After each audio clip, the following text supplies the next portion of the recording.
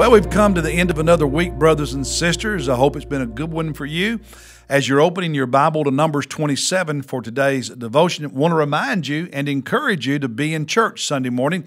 Here at First Baptist, we have our three services, contemporary worship services at 8:30 and 11 o'clock, our traditional service in the middle at 9:45. Be sure to come and invite someone to come with you. Pray today.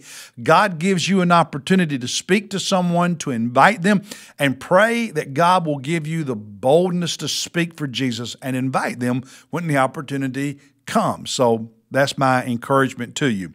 Numbers chapter 27, the latter part of the chapter is where Joshua is chosen to succeed Moses. But I want to focus on the first part of the chapter instead. In ancient times, it was not uncommon in most cultures for women to have limited rights, limited advantages, limited freedoms. It varied from culture to culture. It varied from century to century and so on in history. It was fairly common that sons inherited property, not daughters. That wasn't always the case, but it was fairly common because it was thought the daughters would marry someone and then she would be part of whatever inheritance her new husband would have. And so the father's inheritance was typically given to the sons. That was the norm. Now, what we have in chapter 27 of Numbers is an interesting situation. In verse 1, the daughters of Zelophehad, if you've got a better way of saying it, go ahead and tell me what it is. Zelophehad, and then it lists his ancestors. So here's these daughters of this man, of the tribe of Manasseh, who was Joseph's son. They came near. They come to Moses, and at the end of verse 27, it lists their names. Verse 2, these daughters, these women, stood before Moses and before Eleazar. He's the priest. He was Aaron's son who had succeeded Aaron as high priest. Remember, Aaron had died at the end of the previous chapter we looked at. And so they're standing before Moses and the high priest and the leaders of Israel near the tent of meeting. And in verse 3, they explained that their father had died. He had no sons. All he had was daughters. And so in their culture, the property would not have gone to these daughters. It would have gone to their father's brothers, if he had any living, their uncles, if you will. And basically they're saying, hey, that's not fair. At the end of verse 4, they asked Moses, give us a possession among our father's brothers. So rather than giving all of it to our uncles, give some of it to us, his surviving daughters, our dad's surviving daughters. Moses takes this issue to the Lord. He goes to God about it. And God's answer is found in verses 6 and following. The Lord spoke to Moses, saying, the daughters of Zelophehad are right in their statements. You shall surely give them an hereditary possession among their father's brothers, their uncles, and you shall transfer the inheritance of their father to them.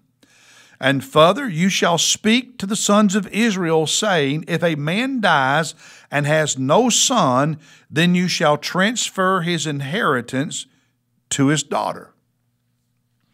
I like that. You find different moments in the Bible when God advances the status of women over what was common in their culture, in their day and time. This is one of those examples. Thinking about America. Do you know it was just a century ago, 1920 in fact, when the 19th Amendment to our Constitution was ratified, that women were guaranteed the right to vote, that prior to that they were not allowed to vote, just 100 years ago in our country. We need to remind ourselves that according to the Bible, especially the book of Genesis, at the very beginning, women were created in the image of God. They are in the image of God the same as men. and therefore we are not to take advantage of them or abuse them. Today in our modern American culture, I'm thankful that the issue of sexual harassment and sexual abuse is in the news and that we're making progress on that. Now, the truth is we have a long, long way to go, especially in the area of sexual abuse and women actually being believed, and people who abuse minors and abuse women sexually and so on, too often get away with it and aren't really punished. Women aren't believed, even though they're created in God's image just like any man. I want to encourage you, especially if you're a man and you don't know much about this issue of sexual abuse, sexual harassment. If you're a man and your first thought is, what about the one who makes a false accusation? Even though that does happen, it is very rare. But we use that as a justification not to take the issue seriously and change anything. I want to encourage you. I want to ask you to challenge yourself. Maybe put yourself in a place that's uncomfortable. I want you to buy and read a book by Rachel Denhollander called What is a Girl Worth? And allow God to use her experience to help you grow. Rachel Denhollander, What is a Girl Worth? You Google it, you can find it. Buy it on Amazon. What is a Girl Worth? I strongly urge you to read that book and grow, because every woman is created in God's image. Hey, I'll see you Sunday, and then I'll see you Monday with another devotion.